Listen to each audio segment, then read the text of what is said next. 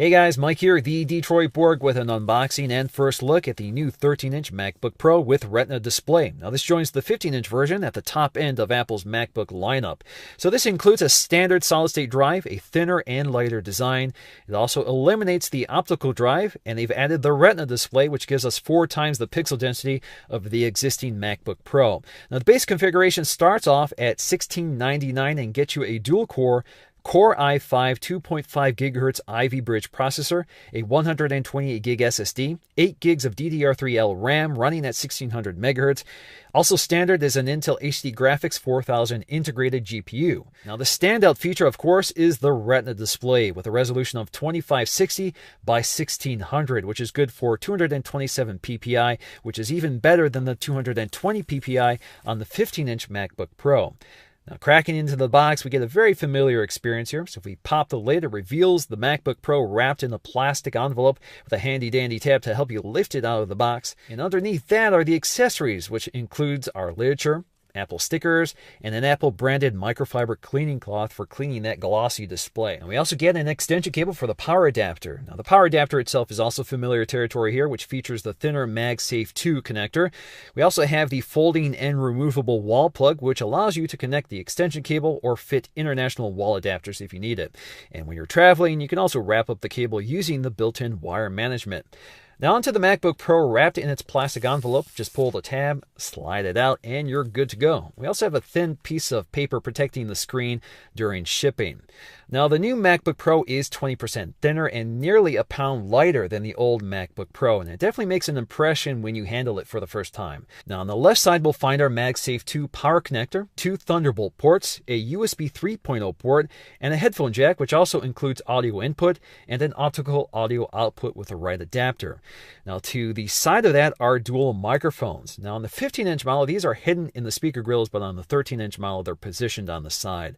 Now on the other side, we'll find our second USB 3.0 port, an HDMI connector, and an SD card slot. Now noticeably absent now is an Ethernet port, an IR sensor for a remote control, a battery status indicator, and an optical drive, which are still available on the older MacBook Pros. You can also pick up a Thunderbolt to Ethernet adapter or a USB optical drive if you still need those functions. I personally have no need for them, so I really don't miss them. Now on the bottom, we'll find a single panel held on with some pentalobular screws, and like the 15-inch model, this is not really meant to be user upgradable. The RAM is soldered to the motherboard, and many of the battery cells are glued to the chassis. So if you want more RAM, you better order it when you pick up your MacBook Pro. Now on either side of the lower body, we'll find ventilation, which also acts as structural members to increase strength. Now the hinge is also part of the ventilation system, so if we open the lid, we'll find channels cut into the aluminum unibody. These continue to operate even if the lid is closed. We also get a large glass trackpad with multi-touch, which appears to be the same size as the 15-inch model. The backlit keyboard is also borrowed from the 15-inch model, and at the top we'll find our function keys such as the screen and keyboard lightning controls, OS X function keys like mission control and launcher, media and volume controls, and the power button, which is now integrated into the keyboard instead of being a dedicated button on the body like it used to be. Now the speakers are located behind the keyboard instead of on either side of it like on the 15-inch model. As for backlighting, the keyboard will respond to the ambient light sensor and will turn on and adjust the brightness automatically. You can also override this manually on the keyboard itself. Now, the display features an edge-to-edge glass panel, which is now significantly less reflective, although it doesn't completely eliminate glare. It's just a little more manageable.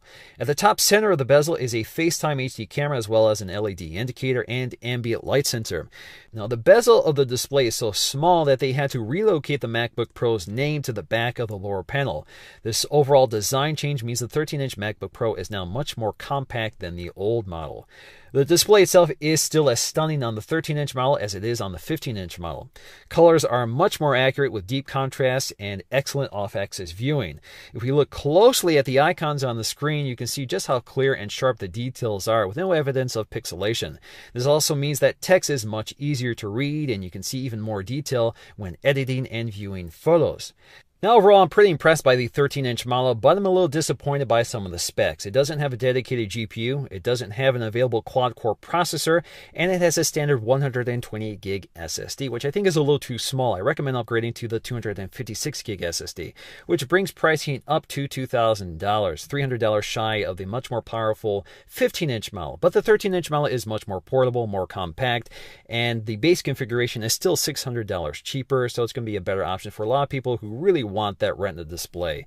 So I'm going to have more on the 13-inch MacBook Pro. I'm going to compare this to the 15-inch model so we get an idea of how the specs perform under real-world conditions. So stay tuned for those videos, and until then, see you in the next video.